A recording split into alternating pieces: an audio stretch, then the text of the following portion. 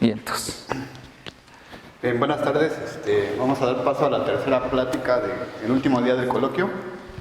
Les agradecemos que estén aquí presentes. Tenemos hoy al compañero Adrián Centeno, quien nos va a hablar de factorización. Entonces, le damos la palabra y gracias por participar con nosotros. okay. Bueno, pues gracias Paco y a todos los organizadores. La verdad es que este esfuerzo de difundir las matemáticas a la gente nueva es un gran esfuerzo, sobre todo porque ahorita iniciando el semestre, aparte de organizar el evento, tienen que andar buscando alumnos para sus cursos o buscando grupos, ¿no? Entonces, pues eso se les reconoce mucho. ¿Por qué se llama factorización mi plática? Porque no podía ponerle matemáticas. Me preguntaron por el título muy rápido, entonces dije algo que sea muy general. Y dije, bueno, factorización, entonces puedo hablar casi de cualquier cosa, ¿no? Sí. Entonces la idea de esta charla es invitarlos un poquito a la teoría algebraica de números, una área que no se estudia demasiado aquí en la facultad, pero que es, desde mi punto de vista, bastante interesante y que en muchas partes del mundo se estudia, se trabaja y es un área muy, muy activa. De hecho, si ustedes ven la lista de medallistas Fields, muchos de ellos tienen medallas por trabajos en teoría de números. Sí, entonces, para esto quiero empezar hablando de un problema de teoría de números, pero mucho más básico de lo que podemos abordar en teoría algebraica de números. Entonces, pensemos en la siguiente sucesión. 5, que es 1 más 4, ¿sí se ve? 5, luego el 13, lo puedo escribir como 4 más 9, el 17, lo puedo escribir como 1 más 16, y el 29, lo puedo escribir como 4 más 25. ¿Sí? Entonces, más o menos así es como uno empieza a veces a sacar resultados en teoría de números. Agarra uno la cajita de números enteros, los tiramos al piso y vemos si tienen alguna propiedad y a partir de ahí empieza uno a trabajar. ¿Sí? Entonces, ¿qué propiedades ven aquí interesantes? Pues que todos estos números que escribí aquí, 5, 13, 17 y 29, son números primos. ¿Sí? Y además, estos cuates de aquí en realidad son 1 al cuadrado más 2 al cuadrado. Esto es 2 al cuadrado más 3 al cuadrado. Esto es 1 al cuadrado más 4 al cuadrado. Y esto es 2 al cuadrado más 5 al cuadrado. ¿Sí? Entonces el patrón que podemos ver aquí es que, en principio, si tenemos P un número primo, al menos para estos, lo podemos escribir como suma de 2 cuadrados enteros. Entonces una pregunta natural y casi inmediata es, ¿será que todos los primos se pueden escribir como suma de 2 cuadrados? Y aunque para fines prácticos esa cuestión no es muy interesante, por ocio de teoría de números, pues es bastante interesante. ¿Sí? ¿Cuándo podemos escribir un número primo como suma de 2 cuadrados? Entonces, pues vamos a empezar a ver cómo serían aquellos primos que pudiésemos escribir de esta forma. ¿Sí? Entonces, primero vamos a excluir al 2, como siempre, porque el 2 es un primo horrible. ¿Sí? Y de hecho el 2 iba a cumplir esta propiedad, entonces lo podemos excluir. 2 lo pueden escribir como 1 más 1, ¿no? Que es 1 al cuadrado más 1 al cuadrado. Entonces voy a centrarme en primos impares. ¿Sí? Entonces, si tengo un primo, si P es impar, y lo puedo escribir de la forma a cuadrada más b cuadrada, una pregunta más o menos rápida es, ¿de qué forma tendrían que ser estos enteros? Entonces, como este es un primo impar, al menos uno de estos dos factores tiene que ser impar y el otro par. ¿Sí? Entonces, Alguno de los dos tiene que ser impar y el otro par. Entonces, P debería de poder escribirse como algo de la forma 2 a la k al cuadrado más 2 a la k más 1 al cuadrado. Cualquier par al cuadrado es par y cualquier impar al cuadrado es impar. ¿Sí? Si desarrollamos esto, bueno, aquí no necesariamente la misma k, ¿no? Una L. ¿Sí? Si desarrollamos esto, tenemos algo de la forma 4k cuadrada más 4l cuadrada más 4l más 1. Entonces, en realidad, esto se puede escribir como 4 por algún entero alfa más 1. Y lo que acabo de ver aquí es que para que tenga la esperanza de poder escribir un primo de esta forma, ese primo tendría que ser congruente con 1 módulo 4. ¿Sí? Recuerdan que la relación de congruencia es básicamente esto que tengo aquí ya, ¿no? ¿Sí? Entonces, ya estoy reduciendo un poquito mi búsqueda. Ya sé que los que son congruentes con 3 módulo 4 no pueden escribirse de esta forma. ¿Sí? Y sí hay muchos que son congruentes con 3 módulo 4. De hecho, más o menos la mitad, ¿no? Por ejemplo, el 3, el 7, etcétera. ¿Sí? Entonces, pues vamos a centrarnos en averiguar cuáles de los primos que son congruentes con 1 se pueden escribir de esta forma. Hasta aquí solo tengo pistas. O sea, yo sé que si lo puedo escribir de esta forma, tendría que ser congruente con 1. Pero todavía no sé si el hecho de ser congruente con 1 módulo 4 implique que siempre puede escribirlo de esta forma. ¿Sí? Entonces este es un problema muy, muy sencillito de entender. Problemita que incluso se los podrían plantear en la secundaria. Pero a la hora de resolverlo se pone un poquito difícil. Entonces vamos a pensar primero en un problema un poco más sencillo. Imagínense que queremos escribir a P como suma, en lugar de como suma de 2 cuadrados, escribirlo como diferencia de 2 cuadrados. Entonces, este problema podemos convertirlo en el siguiente problema. El que P se puede escribir como diferencia de 2 cuadrados, donde A y B son enteros, es equivalente a que este binomio se pueda factorizar como A más B por A menos B con A y B en los enteros. ¿Sí? Pero bueno, este no es el problema que quiero resolver yo. El problema que quiero resolver es el siguiente. Cuando puedo escribir un primo como suma de 2 cuadrados. Entonces, si quisiéramos traducir, copiar un poco esta idea a este problema, tendríamos que buscar una manera equivalente de cómo poder factorizar este bicho. Pero, si recuerdan, del curso de cálculo 1 o por ahí así, esta cosa no la podemos factorizar en los reales, ni siquiera en los reales, menos en los enteros. Tenemos que recurrir a los complejos. ¿Sí? Entonces, en los complejos, esto se puede factorizar como A más IB por A menos IB. ¿Sí? Pero todo esto en el mundo de los complejos. Y no tengo garantía siquiera de que estos de aquí sean enteros. Y de hecho estos factores de aquí definitivamente no son enteros, ¿no? Porque IB es un complejo tal cual. ¿Sí? Entonces, lo que vamos a hacer, o lo que se suele hacer en teoría de números, es, así como en el paso de cálculo a variable compleja, los problemas que no podíamos solucionar en R, los llevábamos a problemas en C, pues en teoría de números, los problemas que no podemos resolver en Z, los vamos a llevar a un lugar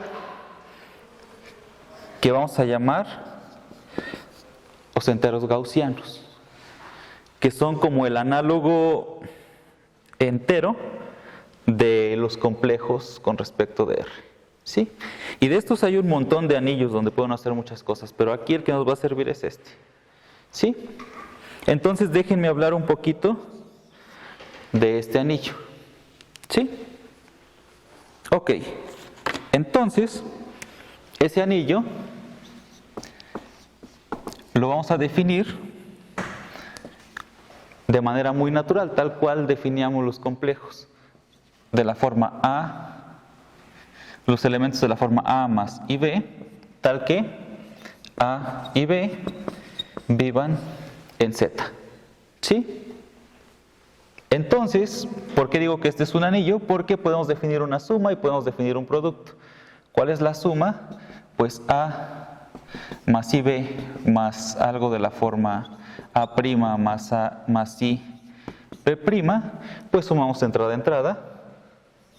A más A' más B más B', I. ¿Cómo multiplicamos?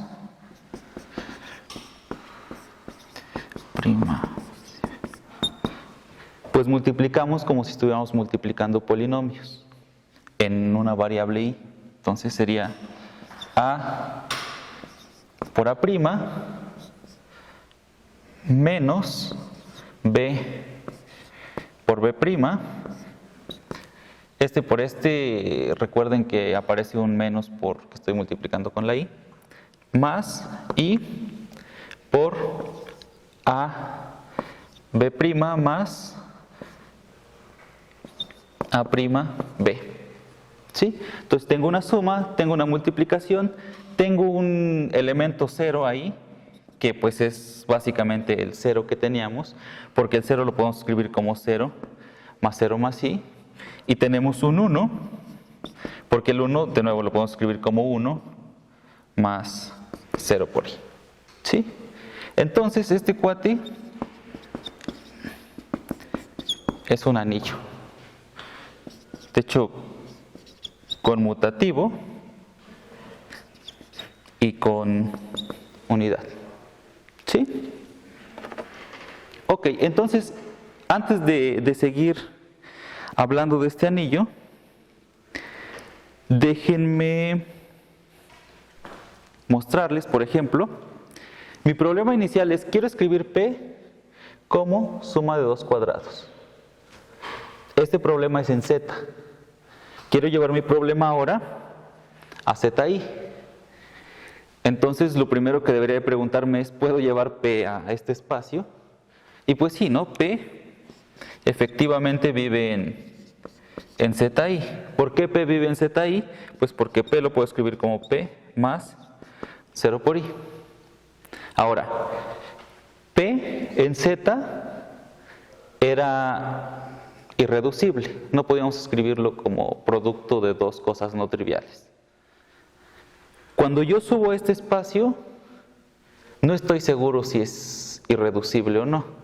Recuerden, por ejemplo, que cuando estábamos en R, el polinomio x cuadrada más 1 no se podía descomponer, pero a la hora de subir a los complejos, claro que se puede descomponer como x más i por x menos i.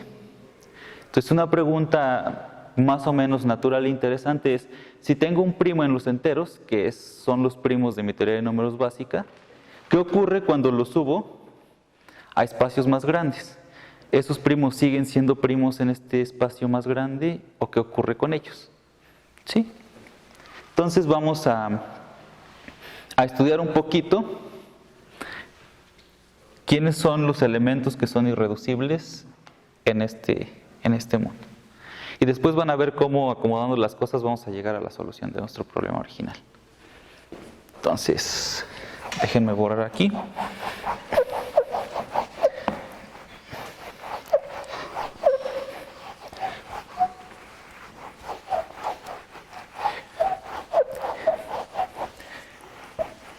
Entonces, antes de continuar, déjenme dar un par de definiciones de teoría de anillos. Bueno, hablando de que esto es para orientarlos en qué materia ven cada cosa, todo esto de teoría de anillos se puede ver en Álgebra Moderna 2. y posteriores. Entonces, déjenme dar dos definiciones. Si yo tengo un elemento X en A, un anillo con unidad, si no tienen idea de qué es un anillo, pueden pensar en los enteros, ese es un bonito ejemplo de anillo y con eso trabajar, o en aquel que acabo de definir, ¿sí? Entonces, si tengo un elemento en un anillo con unidad, bueno, anillo con 1, entonces voy a decir que X es unidad, por eso borré lo de la unidad, es unidad en el anillo si existe otro elemento en el anillo tal que cuando ustedes multipliquen X por X', esto les dé el 1. Es decir, algo es unidad si es invertible en el anillo. Esto no pasa siempre cuando estamos hablando de anillos. Por ejemplo, cuando estamos en los enteros, ¿quiénes son las unidades de los enteros? Las unidades las voy a anotar con una X acá arriba. Pues las unidades de los enteros solo son el 1 y el menos 1. Son los únicos que tienen inverso multiplicativo en Z. Ok, entonces este concepto de unidad yo lo necesito porque necesito definir la noción de ser primo o la noción al menos de ser irreducible en este espacio. Entonces, para definir la noción de irreducible, lo único que tenemos que decir es que si tenemos un elemento en A, tal que ese elemento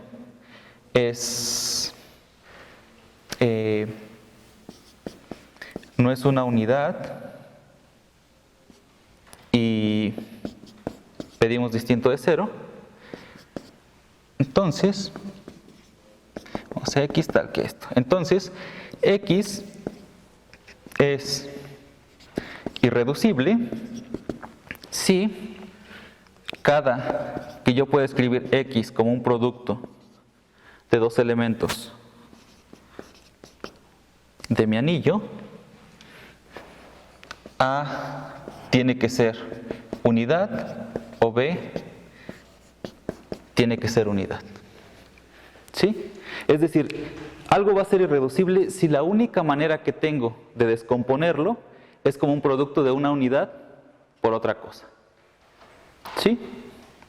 Y bueno, es reducible si pasa lo contrario, ¿no? Si lo puedo reducir, si lo puedo escribir como producto de dos cosas que no son unidades. Entonces, nada más déjenme checar mi guión para no salirme tanto. Entonces, como ejemplo, ¿quiénes son los irreducibles de Z? Pues los irreducibles de Z son los primos, enteros positivos, y menos los primos. Entonces, una manera de reducir el estudio, de trabajar todos los irreducibles de Z así por separado, en algo que conocemos mejor, que son los primos, es decir, cómo relaciono irreducibles con primos, es la siguiente. ¿Quiénes van a ser los irreducibles de Z en términos de primos? Pues eso lo puedo escribir de la siguiente manera. Voy a decir que un alfa en Z es irreducible si, cuando yo le calculo su valor absoluto, este es un primo. ¿Sí? Entonces, estoy codificando la noción de irreducible en términos de la noción de primo. Que por cierto, como recomendación en esos cursos que van a llevar de álgebra moderna en un futuro, van a ver que muchas veces la noción de irreducible y de ser primo no es exactamente la misma. ¿Sí? Ok, entonces, yo quiero hablar ahora de irreducibles, pero en este planeta, en el ZI. ¿Cómo le hago? Pues me gustaría poder hablar de eso en términos de algo que conozco mejor. Entonces voy a tratar de definir una especie de valor absoluto, pero para este espacio. Y en términos de ese valor absoluto voy a empezar a poder decir cosas de la irreducibilidad. Entonces, ¿cómo vamos a definir ese valor absoluto? O bueno, no es como tal un valor absoluto, sino va a resultar ser el cuadrado de un valor absoluto, pero me va a servir. Entonces vamos a definir algo que vamos a llamar la norma en ZI a los enteros positivos, bueno, mayores o iguales a 0. ¿Cómo voy a calcular la norma? Pues muy fácil.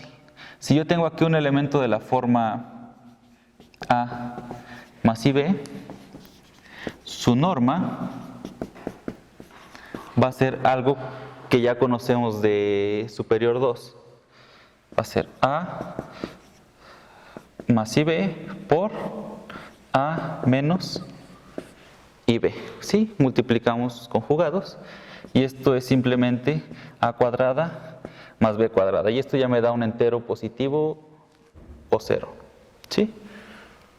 Ok, entonces algunas propiedades de la norma son las siguientes. La norma de un elemento, bueno, más bien la norma de un producto de bichos de ZI, alfa y beta en ZI, es multiplicativa. ¿Qué quiere decir que sea multiplicativa?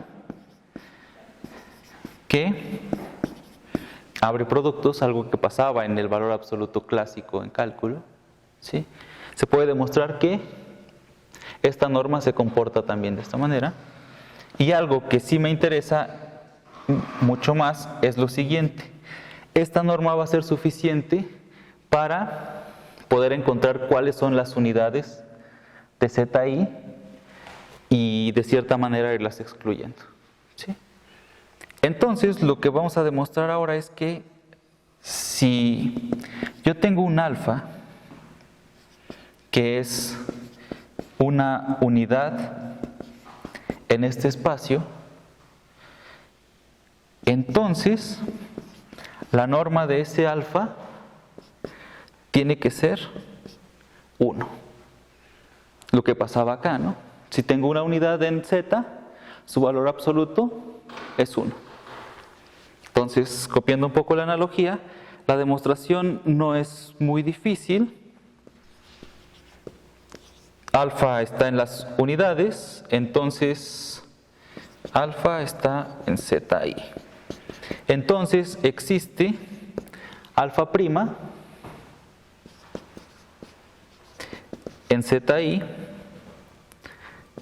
tal que alfa por alfa prima es igual a 1.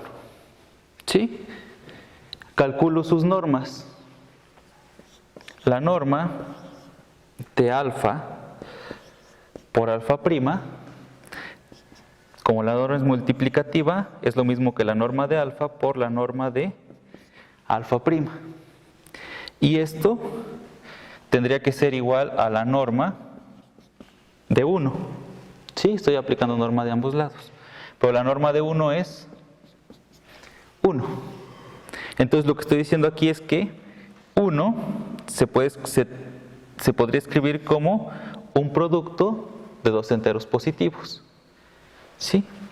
Pero ¿cuántas posibilidades tengo aquí para poder escribir 1 como producto de dos enteros positivos? En principio tendría dos opciones, ¿no? Podrían ser 1, menos 1, menos 1 o 1 y 1. Pero como la norma es positiva, la única opción que me queda es que la norma de alfa sea 1 y la norma de alfa prima sea 1. ¿Sí? Entonces ya he demostrado que si tengo una unidad, su norma es 1. ¿Sí? Ahora, ¿qué pasa si la norma de un elemento es 1? ¿Será una unidad? Entonces, la respuesta es que sí. Y es muy fácil verlo. Piensen en un elemento cualquiera en ZI tal que su norma es 1. Entonces, no sé, imaginemos que alfa es de la forma A más IB. Entonces, la norma de alfa tendría que ser A cuadrada más B cuadrada, y esto es igual a 1 porque estoy suponiendo eso. ¿Cuántas posibilidades tengo para que esta suma de aquí sea igual a 1? Pues o A es igual a más menos 1 y B es igual a 0, o A es igual a 0 y B es más menos 1. Entonces, ¿de qué forma tendría que ser mi alfa para que su norma fuese 1? Pues alfa solo puede ser de la forma 1,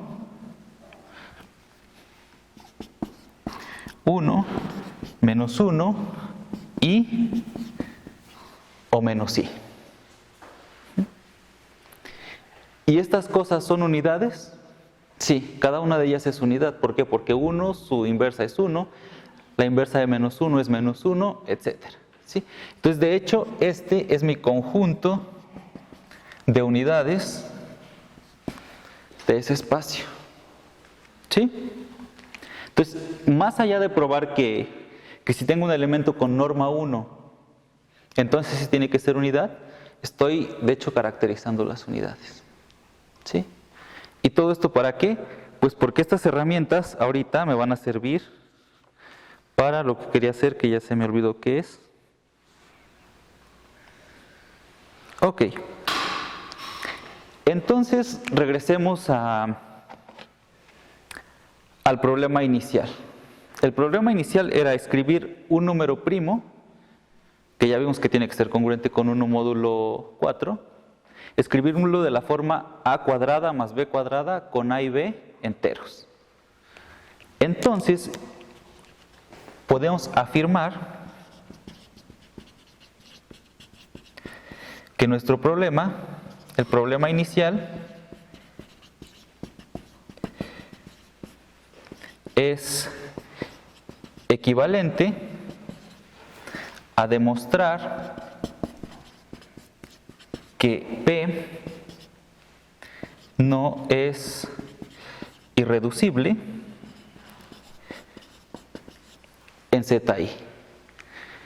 ¿Por qué? ¿Qué significaba ser irreducible? Pues que si lo podíamos factorizar, la única manera de factorizarlo era factorizarlo en algo de la forma A por B, donde A o B es una unidad. Entonces, si P no es irreducible, ¿qué quiere decir? Pues quiere decir que P se puede escribir como alfa por beta con alfa y beta en ZI, y además alfa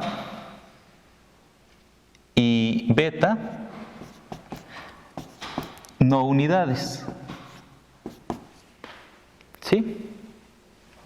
Porque si alguno de estos dos es unidad, entonces no estoy probando que es reducible, solo me estoy haciendo güey. ¿Sí? Entonces puedo excluir las unidades. Pero, ¿qué quiere decir que estos dos factores no sean unidades? Pues que la norma de alfa es distinta de 1 y la norma de beta también es distinta de 1. Entonces vamos a pensar un poquito en la norma de P. La norma de P es P cuadrada. ¿Sí? Pero yo sé que P lo puedo escribir como alfa por beta. Entonces esto es la norma de alfa por la norma de beta. Pero además sé que la norma de alfa y la norma de beta son distintas de 1. Entonces aquí tengo un producto de dos enteros que me dan P cuadrada y que además son distintos de 1. Entonces, ¿cuál es la única posibilidad que tengo? Pues que la norma de alfa sea igual a P y la norma de beta sea igual a P. ¿Sí? Ahora, si alfa es de la forma A más IB, entonces lo que acabo de probar es, si existe esta factorización, entonces La norma de alfa es igual a P, y entonces P, que es igual a la norma de alfa, se puede escribir como A cuadrada más P cuadrada. ¿Sí? Entonces, si podemos demostrar que P no es irreducible en ZI, terminaríamos demostrando que P se puede escribir como suma de dos cuadrados. Entonces, el único problema que tenemos ahora es demostrar cuándo P se puede descomponer en ZI. Y eso ya es bastante rápido y bastante fácil. Lo único que tenemos que hacer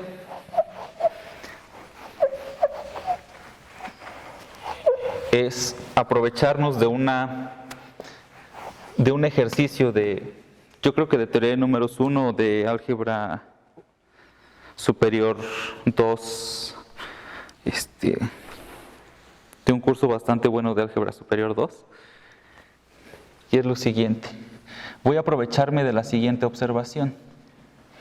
La congruencia x cuadrada, congruente con menos 1, módulo P, tiene solución. ¿Sí? No voy a escribir por qué tiene solución, es una aplicación del teorema de Wilson que pueden consultar en cualquier libro de superior. ¿Sí? Y me llevaría un ratito ponerme a hacer las cuentas. Entonces, si me dejan suponer esto, algo que podemos deducir rápidamente es que P tiene que dividir a x cuadrada más 1. Además, yo sé que en los enteros gaussianos esto se puede escribir como x más y por x menos y. ¿Qué estoy diciendo aquí? Estoy diciendo que que alfa por P es igual a x cuadrada más 1. Eso es lo que quiere decir la relación de divisibilidad, ¿no? Que este cuate se puede escribir como multiplicado por una constante. Es decir, que alfa por P se puede escribir como x más y por x menos y. Pero si se dan cuenta, P no divide a ninguno de estos cuates. ¿Sí? Porque para que lo dividiera tendría que dividir a 1 y a 1. ¿Sí? Y P no divide a 1. Entonces P no divide a x más y P no divide a x menos y. ¿Qué quiere decir entonces? Pues que esta constante es 1. ¿Sí? Entonces P se puede escribir como x más y por x menos y, donde esta x va a ser la solución de esta congruencia, que va a ser un número entero. Entonces acabo de demostrar que P sí se puede factorizar. Lo único que habría que checar es que estas cosas no sean unidades, pero no son unidades porque conozco las unidades. Las unidades son 1 menos 1 y o menos y. ¿Sí? Entonces, pues acabamos de demostrar que P se puede escribir como suma de cuadrados. ¿Sí?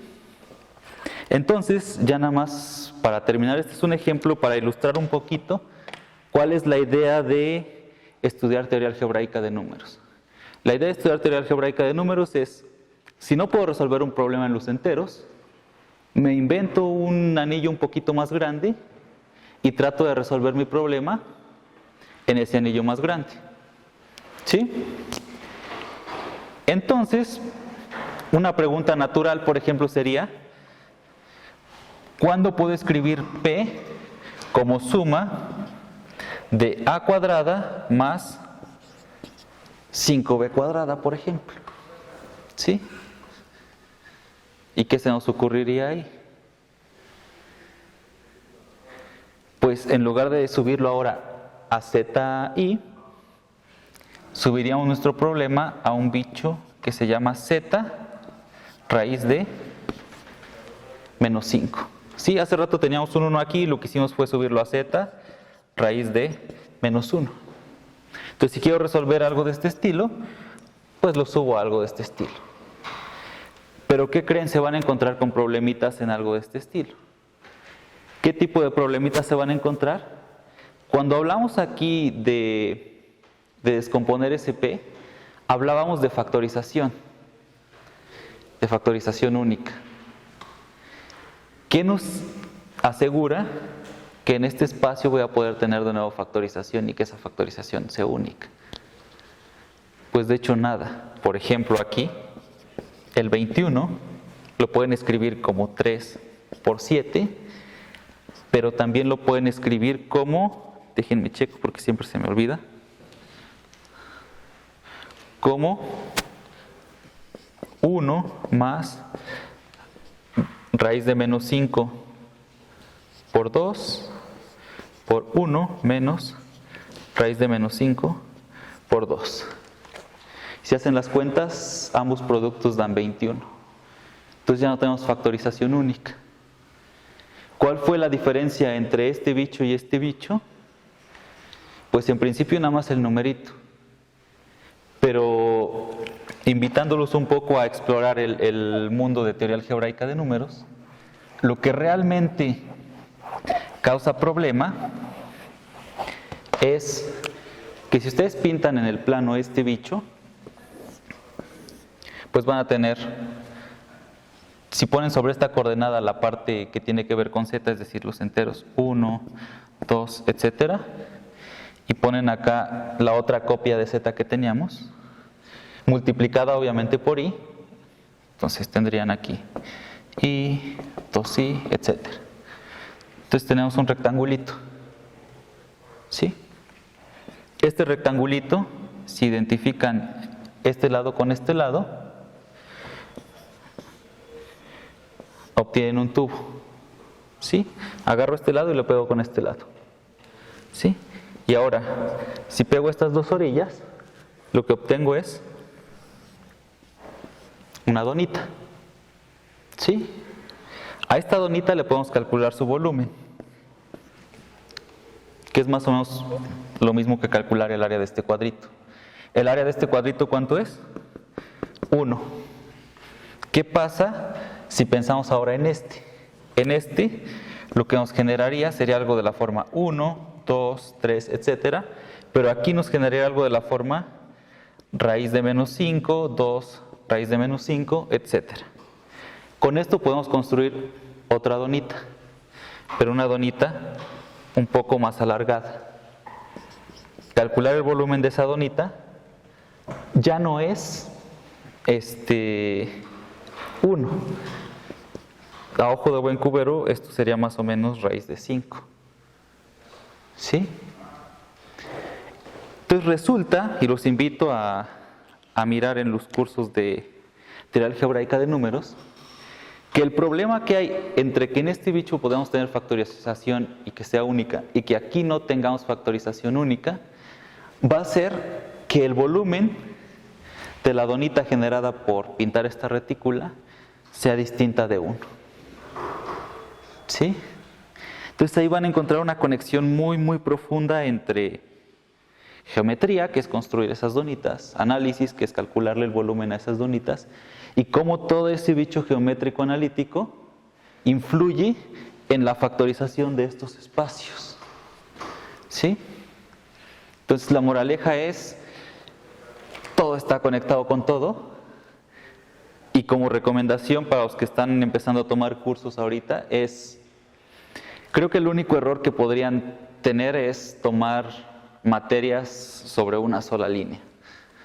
Creo que estamos muy pequeñitos en los primeros semestres y lo mejor es explorar por aquí, explorar por allá, porque sobre todo como ejemplo de teoría de números,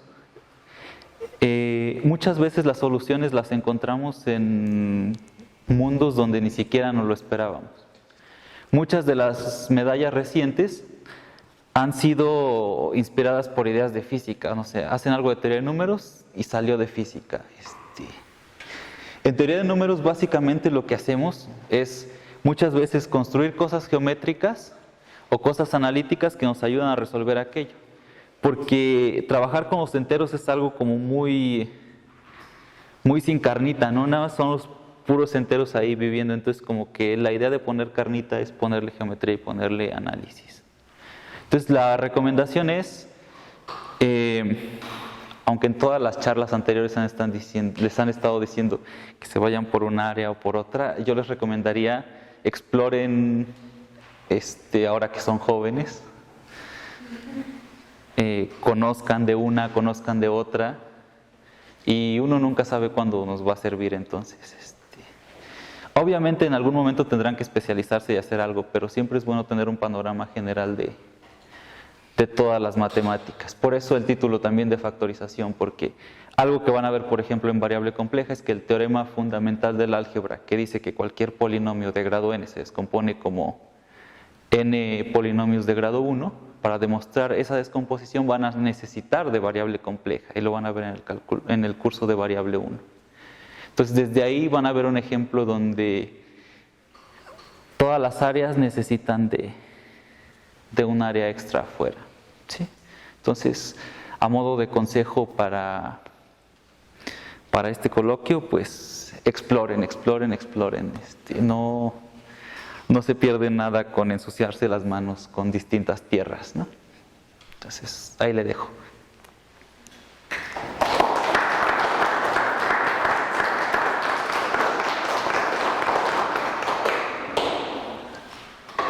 Le damos las gracias a Adrián. ¿Tienen alguna pregunta o comentario?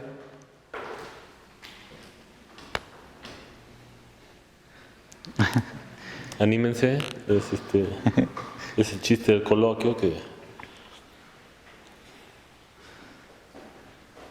Si no, luego en privado en el café también pueden preguntar si les da pena aquí.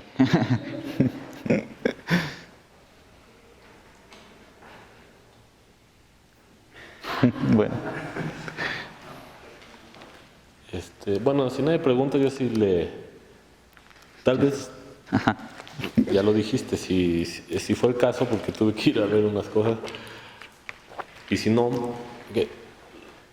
tocas varias áreas a lo largo de la plática, y qué materias de esas que dices que aprovechen y prueben de todo, pero dentro de esa prueba tú les recomendarías bueno, llevar. Si yo los quisiera convencer de que hicieran teoría de números, de las materias recomendables sería estudiar pues las dos de teoría de números básicas, que aunque no se ve mucho, porque en teoría de números muchas veces necesitamos herramientas de muchas áreas para empezar a avanzar. Entonces en los primeros semestres es un poquito difícil ver mucho, pero bueno, para que se vayan desempolvando, teoría de números 1 y 2, álgebra geométrica, que no se divulga mucho en la facultad de esa materia, casi siempre se abre un grupo o no se abre, pero que es muy interesante. Ahí estudian mucho toda esta teoría de matrices, dándole estructura de grupo. Entonces estudian grupos generales lineales, simplécticos, ortogonales, que en el camino más adelante les va a servir mucho, sobre todo porque en teoría de números muchas de las cosas que son conmutativas ya están estudiadas, y como que lo que queremos ahora es estudiarlo no conmutativo. Y pues el ejemplo más clásico de cosas no conmutativas son las matrices con el producto, ¿sí? Entonces estudiar la estructura de matrices como tal es bastante útil, porque además en las matemáticas de arriba muchas veces lo que queremos hacer es agarrar un problema difícil, reducirlo a un problema de matrices, y en matrices aplicar álgebra lineal que ya conocemos. Esa es como una estrategia muy general y muy útil últimamente, ¿sí? Entonces, esas serían las recomendaciones para el primer bloque: dos teorías de números, álgebra geométrica, y la otra elijan para explorar. En la segunda parte y tercera, ahí sí ya muy útil geometría algebraica, análisis hasta llegar a análisis funcional, teoría de la medida, variable compleja, topología para tener intuición de por dónde van las cosas. ¿Qué más? Pues es que casi todo se necesita en teoría de números. O sea, todas las herramientas que puedan obtener de análisis, todas las herramientas que puedan obtener de geometría, y todas las herramientas que puedan obtener de álgebra. Porque básicamente teoría de números es esa trinidad: álgebra, geometría, análisis. El álgebra no tiene mucha carnita, son como diagramas, cosas feas, pero en el análisis tenemos muchas ideas de aproximar cosas que nos van a ayudar para resolver cosas de álgebra. Y en la geometría tenemos muchas maneras de ver las cosas. Cosas que no podían ver en álgebra o en análisis, cuando las ponemos en un bicho geométrico, se pueden ver y podemos agarrar intuición de cómo trabajar las cosas, después regresarlas. Entonces, las modernas, si se abre algún seminario de álgebra donde vean teoría de números o álgebra homológica, es muy recomendable. Y bueno, en el otro video de YouTube está una lista más completa de qué podrían llevar para estudiar teoría de números. Sí. Gracias, Adrián. ¿Alguna otra pregunta? Sí. Oye, de repente, no sé, como que da la impresión de, bueno, un poco históricamente hablando, después de la prueba de Weiss, bueno, recientemente, o sea, como que hubo mucha euforia, ¿no? De nuevo por la teoría de números. ¿Crees que ahorita sea como, o sea, haya algún gigante más que deba caer para que continúe esta parte, o crees que Pues hay muchos desarrollos en teoría de números, un poco en la línea de Weiss, últimamente entre sus alumnos, pero cabe destacar, hablando de gigantes que han aparecido, a un cuate que se llama Peter Scholze, que pueden buscarlo en Google y van a encontrar cosas de él. A partir del 2011 crea algo que se llama teoría de espacios perfectoides, que viene a darle como una renovación a todo lo que ya se sabía de geometría algebraica a la Grothendieck, y que hasta el momento ha probado que puede resolver muchísimas cosas de teoría de números que estaban atoradas desde hace un buen rato, cosas mucho más generales que lo que hace Wiles, por ejemplo, usando sus técnicas. Entonces, pues echarle un ojo a este tipo, que lo más probable es que el próximo año gane la medalla Fields para empezar. Entonces, si quieren seguir a uno de los grandes, yo creo que va a ser de los grandes de este siglo, Peter Scholze es y aparte tiene 20 y tantos años, es un chavito. en el ramo de ganar la Fields? Sí, pero está en el, de hecho me atrevería a decir, aunque salga en YouTube, ni modo si me quemo, que no solo está en el rango de la medalla Fields, sino está en el rango de la gente fuertísima, como gente de estilo Grothendieck, Serre y tal, ¿no? O sea, más allá de la medalla Fields, ¿sí? Le dicen el oráculo de la... Sí, justo, hay una nota muy bonita por ahí en internet. De Quantum, creo. De Quantum, exacto. Que hace una reseña muy, muy padre de este chico y de todo lo que está haciendo y como que hacia dónde van las matemáticas con él. Porque, pues sí, básicamente está causando una revolución fuerte ahorita en todo este mundo de la geometría aritmética. Y mencionabas que también hay algunas materias de física que probablemente están vinculadas con... Sí. Hay cosas por ahí de teoría de campos cuánticos y otras cosas que se llaman fibraciones de Hitching, que le ayudaron, por ejemplo, a Bao Chaoong Go, que es un medallista Fields del 2010, a resolver un problema de teoría de números que estaba muy atorado, que se llama el lema fundamental. Y lo que él platica es, aunque no he visto la demostración a fondo porque no sé casi nada de física, es que lo que hizo fue copiar una idea física tal cual, y resulta que esa idea física se comporta de manera muy, muy parecida a lo que necesitaba para demostrar este lema fundamental. Y aunque tenga nombre de lema, pues le hizo acreedor a una medalla Fields. Entonces debe ser un lema bastante choncho. De hecho, la historia dice un poco que Langlands, cuando estaba escribiendo de sus conjeturas, ese lema lo dejó así como un ejercicio para algún estudiante. Dijo, este se ve fácil y seguro sale. Pero pues ya después empezaron a trabajar y no salía y mira, llevó a que al que le salió se ganara una medalla Fields. Entonces, de ahí el nombre del lema, ¿no? Sí. Sí, y bueno, estas cosas del programa de Langlands, que son cosas bastante más avanzadas, ahora están pensándose un poco en el mundo de algo que se llama programa de Langlands geométrico, que realmente lo que hace es codificar un poco muchas ideas de de física. Pueden ver en YouTube el video de Edward Frenkel, que es una persona que trabaja muchísimo en física de la serie. Él da un panorama mucho más claro de lo que yo les podría decir sobre este programa de Langlands geométrico y su conexión con física. Es otra recomendación. Vean las notas de Scholze y vean a Frenkel en YouTube. ¿Alguna otra pregunta?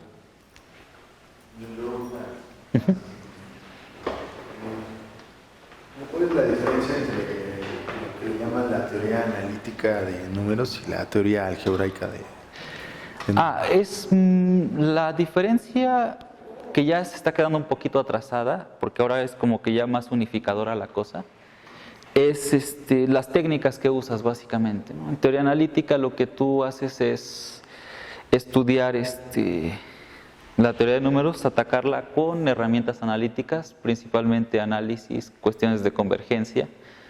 Ahí aparecen muchas formulitas del guajolote, dicen, porque lo que hacen es acotar cosas de log, como el guajolote. Y está la otra parte, la algebraica, que pues es eso, utilizar técnicas de anillos, campos, módulos, homología, cohomología. Pero pues en la actualidad yo podría decir que ya no hay tanta distancia, ¿no? O sea, en muchas cuestiones algebraicas ya requerimos de análisis bastante fuerte. Y no sé si los analistas requieran mucho de álgebra bastante fuerte, pero del lado en el que trabajo más yo, sí necesitamos muchísimo, por ejemplo, análisis de Fourier sobre grupos compactos, cosas de ese estilo que son... O sea, yo diría que ya están muy revueltas, ¿no? Ya no están. Bueno, pues, ¿alguien más o agradecemos a Adrián? ¿Alguien más? Bueno, pues le damos de nuevo las gracias a Adrián.